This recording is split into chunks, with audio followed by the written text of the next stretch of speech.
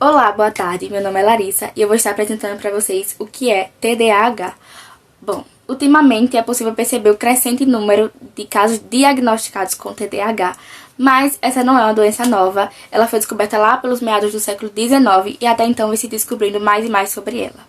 Porém, ainda há muita dúvida da população em relação ao TDAH e muitos acabam se autodiagnosticando por saber pouco, mas não é bem assim. Você precisa procurar um profissional para saber se realmente tem o TDAH e ter o diagnóstico. Veja só, o transtorno de déficit de atenção trata-se de um distúrbio crônico. As principais características são compostas por desatenção, inquietude intensa e impulsividade. Depois de algumas pesquisas, nós podemos perceber que hoje em dia há muito tabu em relação a adultos diagnosticados com TDAH, pois acredito que o TDAH só está presente na fase infantil, quando a criança está desenvolvendo os pensamentos, mas isso é um mito. O TDAH pode estar presente tanto em crianças, adolescentes e adultos também. Olá, boa tarde. Meu nome é Mayara. Vou estar falando sobre as principais características do TDAH. Durante a infância, o TDAH se manifesta através de dificuldades na escola e no relacionamento com colegas, pais e professores. Geralmente, os meninos apresentam mais sintomas de hiperatividade e impulsividade. Meninos e meninas com TDAH são desatentos. Na adolescência, o transtorno pode ser caracterizado por dificuldade em lidar por regras e limites. Já na vida adulta, surgem problemas com desatenção e falta de memória e impulsividades. Muito adulto com TDAH tem outros problemas mais associados, como abuso de drogas, álcool e depressão e ansiedade. É muito comum também que a predominância dos sintomas mude, ou seja, uma criança muito imperativa pode se tornar um adulto muito desatento.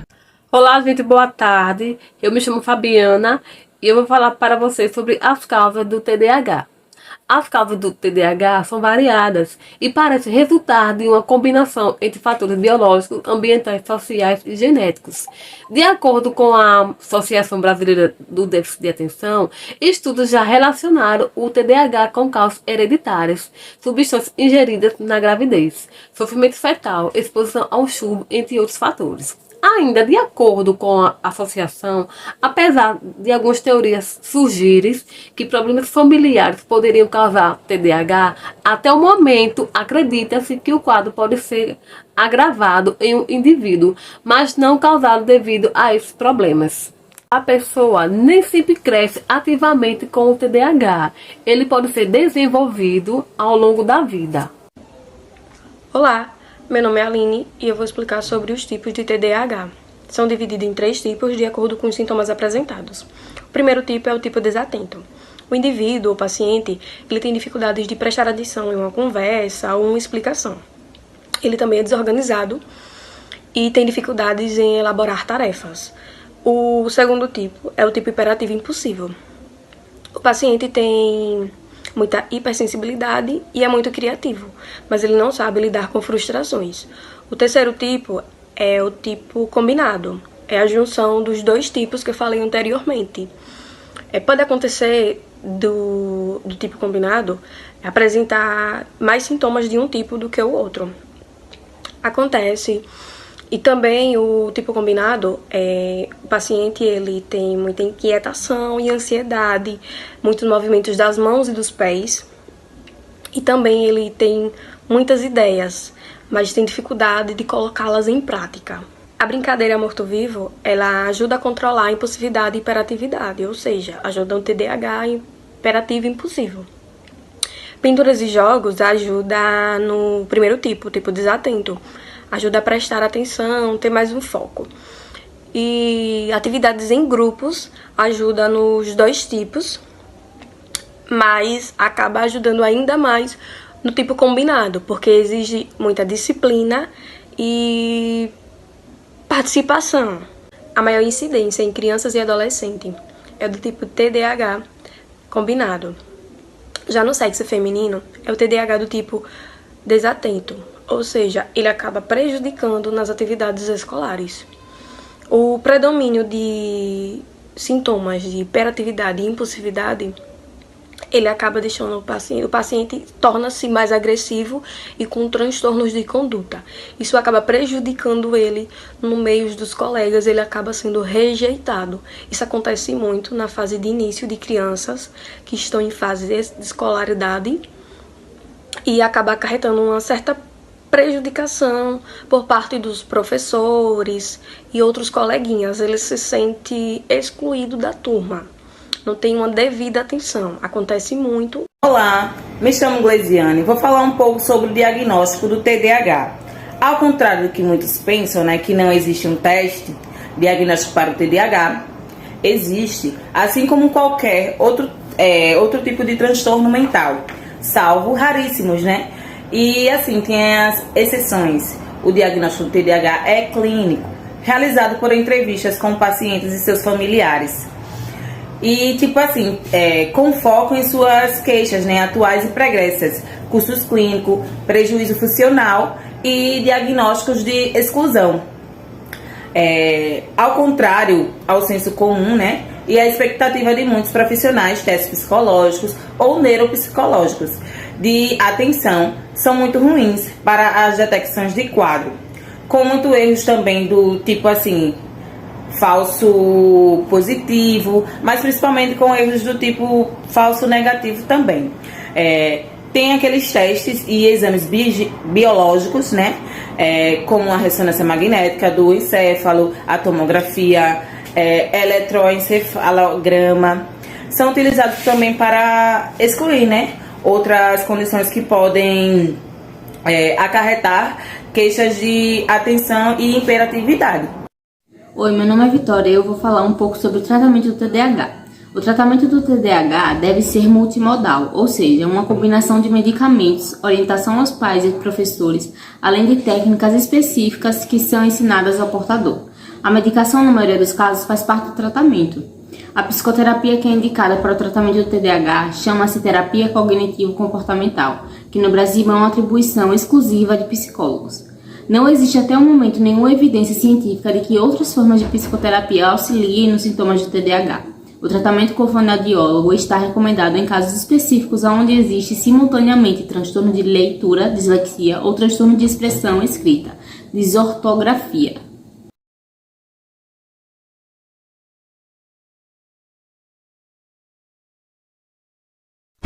Olá, gente. Meu nome é Valquíria. Eu tenho 37 anos e sou professora e tenho uma filhinha de 7 anos. A Luna, ela tem TDAH. Eu descobri, desde pequenininha a gente já via que ela tinha dificuldade com foco, dificuldade com atenção. Vou começar pelo início, desde a gravidez. Eu tive uma gravidez complicada, eu tive depressão, tive hipertensão. Passei a gravidez toda fazendo uso de metildopa para controlar a pressão, mas não consegui chegar até o final da gestação. A Luna nasceu de 32 semanas, ela pesava 1,6 kg e media 38 centímetros e meio. Até então ela foi ganhando peso, passou durante 14 dias, ela passou na UTI e na UTI. E depois tivemos mais 10 dias de canguru para ganho de peso, para ver como ela se desenvolvia. E ela se desenvolveu bem, ela se desenvolveu muito bem. Porém, quando ela chegou nos 2 anos, que foi estudar, a gente percebeu que ela já não tinha a mesma atenção que as outras crianças da idade dela. Então, ela tinha bastante dificuldade na questão de sistematizar. Sistematizar como? A escola esperava que Luna, com 2 anos, já sentasse e fizesse as tarefinhas, prestasse atenção nas tarefinhas, fizesse coordenação, pintasse. Então, ela não tinha paciência de fazer esse tipo de coisa. Mas, com a idade, a gente foi deixando, vamos ver o que acontece, ela vai mudar, esse quadro vai mudar, esse quadro vai mudar. E há também a teimosia de não querer aceitar que tivesse alguma coisa de fato atrapalhando ela, sabe? de não querer aceitar que pudesse ser algum transtorno, porque, querendo ou não, ainda tem essa questão do preconceito, a família vai reclamar, a família vai falar, e incomoda bastante. Durante esse período eu pesquisei muito, eu procurei muito entender melhor ela, entender qual seria a melhor forma de cuidar dela, de tratar ela. A gente começou a fazer tratamento com uma psicóloga, agora quando ela entrou no primeiro ano, porque viu que já estava atrapalhando bastante, porque enquanto as outras crianças no primeiro ano já estavam lendo frases, já estavam lendo texto, Luna ainda estava tendo dificuldade com letras. Então ela estava tendo dificuldade em entender letras, em falar palavras simples. E isso estava sendo desgastante para ela e para a gente. Assim, porque vinha a cobrança da escola, esperando que ela se desenvolvesse da forma esperada. E ela não estava conseguindo. Então a gente levou para a psicóloga. Foram mais de 4 meses de tratamento, assim, de sessões, observando ela, entrando em contato com a escola. A psicóloga entrou em contato com a escola, fez a escala do TDAH com a escola. E pela escala e pelo que a gente já vinha falando, pelo que a professora já vinha falando, pelas observações que ela fez com Luna, ela disse que Luna tem TDAH. Luna é assim, ela pode não ter foco para estudar, mas minha filha é muito inteligente, então ela pode não estar ali lendo como a gente espera que uma criança da idade dela esteja lendo, mas em compensação ela desenha muito bem, ela tem um diálogo muito bom, ela tem um vocabulário muito extenso. Então isso é uma coisa que eu vim trabalhando com ela, leitura de livros toda noite, antes de dormir ler, contar histórias e conversar e pedir que ela conte, que ela converse para desenvolver ela. Mas é muito complicado trabalhar e estar junto ali com a criança com TDAH. E eu digo assim, para finalizar, a complicação não é a criança. A complicação ainda é as pessoas que estão em volta, que não entendem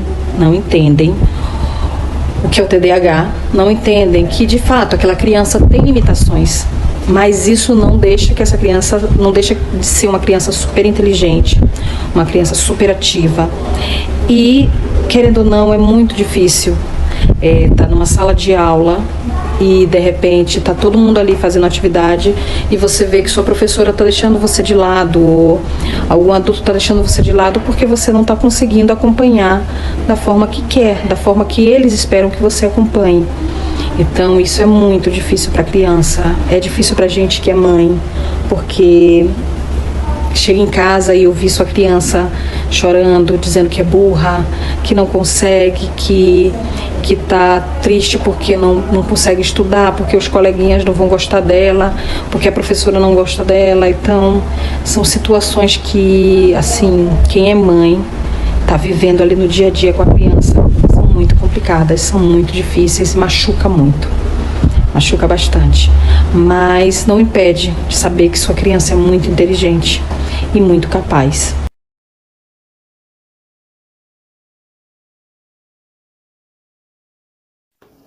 Olá, sou Crislane Mello e vim passar minha experiência e explicando um pouco sobre o TDAH, né? E algumas perguntas que foi passada para mim e vou trazer um pouco da minha experiência, né?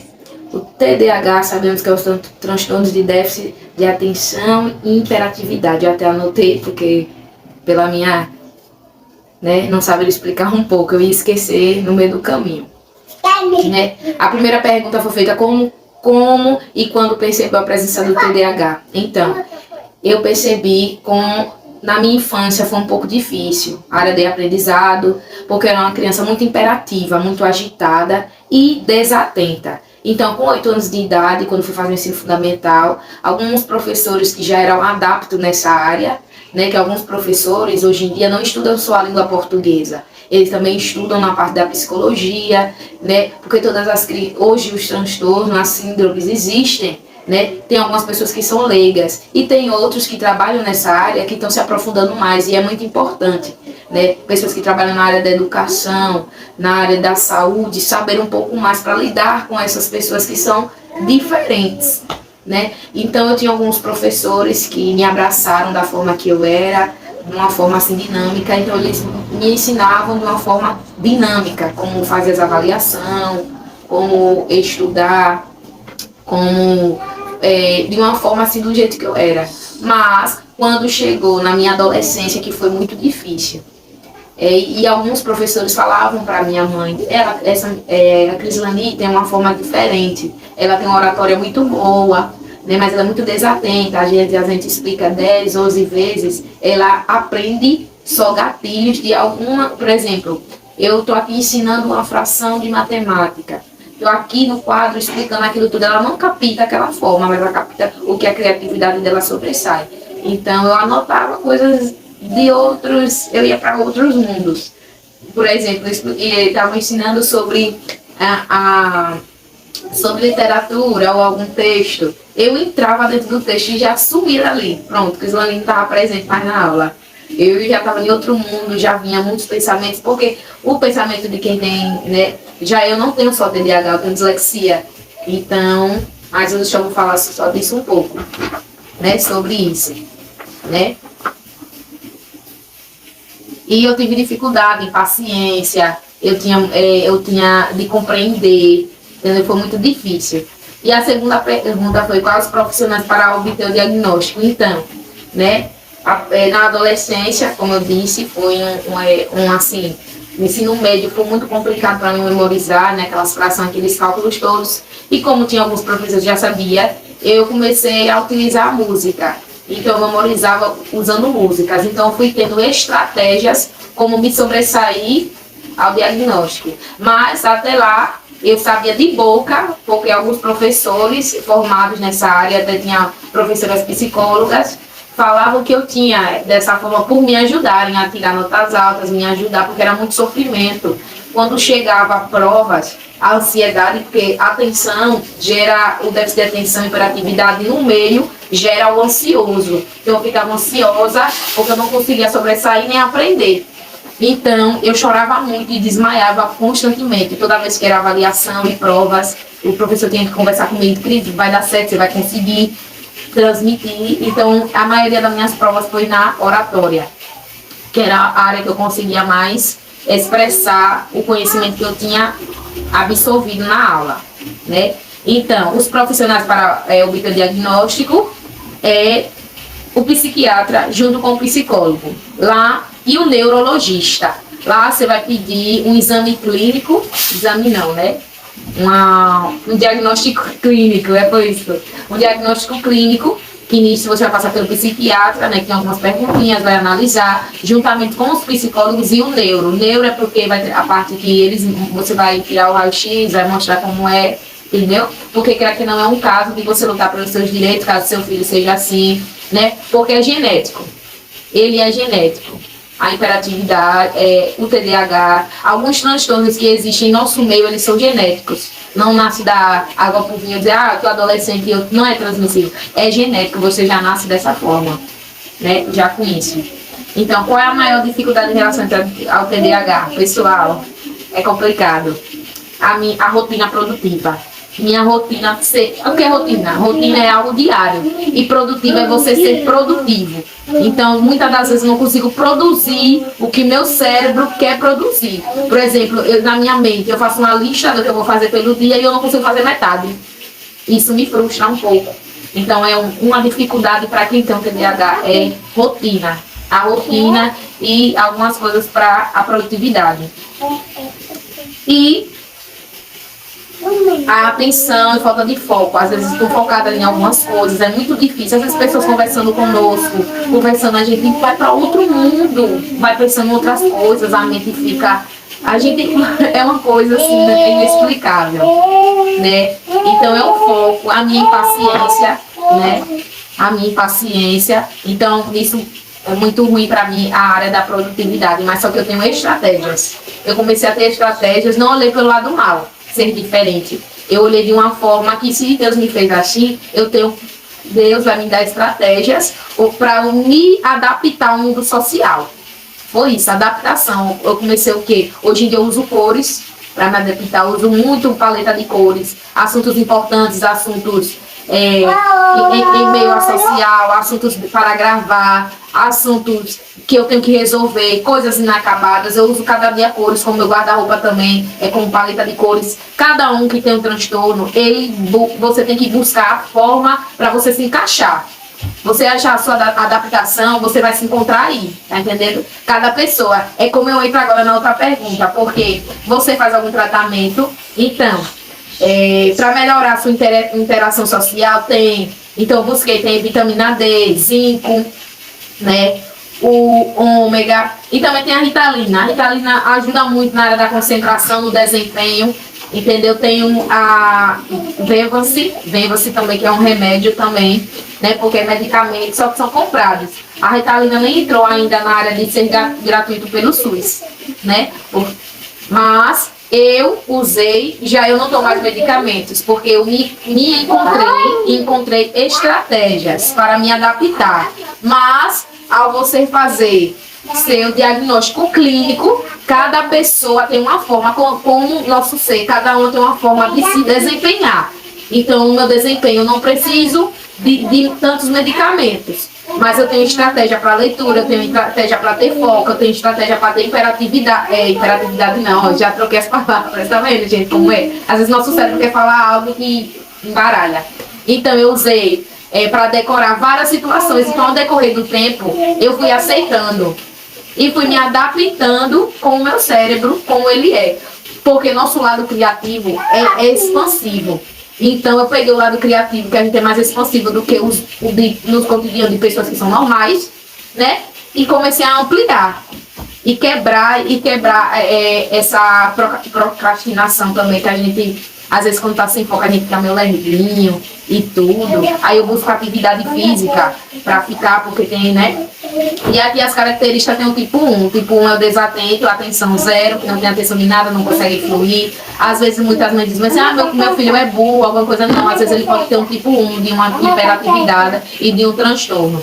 E tem o tipo 2, que é o meu, que é o impulsivo e o agitado. Entendeu? Que o meu é o tipo 2. E no caso, eu sou agitada, não consigo ficar o mesmo tempo todo, eu quero gesticular o tempo todo, quero passar e fico, né? E o impulsivo, que muitas vezes o cérebro vai, a boca vai na frente, o cérebro depois que pensou, e quando vê você já falou, né? E muitas das vezes minhas amizades também, né? Teve assim, elas se adaptaram também comigo, o meu jeito de ser, porque eu era impulsiva, mas não era uma forma de ser arrogante. Era porque o meu pensava de uma forma, quando veio a boca já tinha falado outra. Porque assim, ó, parece uma bomba relógio, né? Quem é o tipo 2.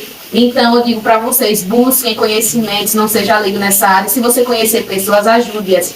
Porque é muito difícil quem tem algum transtorno, e sim, existem vários. Mas eu quero dizer para você, seja a diferença. E ajude o teu próximo. Porque a gente não conhece a luta de cada pessoa, a luta interna de cada um. Então a gente tem que ser diferença. Então eu digo para vocês, estude mais, se amplie.